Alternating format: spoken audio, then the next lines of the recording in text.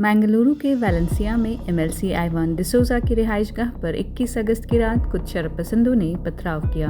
Reports के मुताबिक इस पथराव की वजह ऐवान डिसोजा का हालिया बयान है, जिसमें उन्होंने कहा था कि गवर्नर थावरचंद गहलोत को हटाने के लिए बांग्लादेश के तर्ज पर एहतजाज हो सकता है।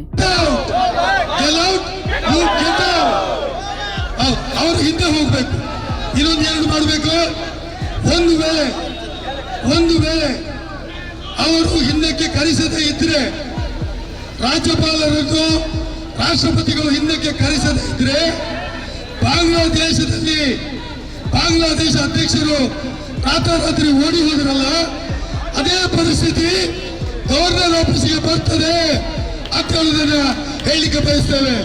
ನಮ್ಮ ಮುಂದಿನ ಹೋರಾಟ ಚಲೋ ಗವರ್ನರ್ ಆಫೀಸ್। डिसोजा एक मीटिंग के सिलसिले में बेंगलुरु में है और तकरीबन रात 11 बजे 2 मोटरसाइकिल सवारों ने उनके घर पर पथराव किया। उस वक्त उनकी अहलिया कविता डिसोजा घर पर थीं, जिन्होंने फौरी तौर पर पुलिस को इत्तला दी। पुलिस मौके पर पहुंची और मकान के अहाते में पत्थर पाए गए।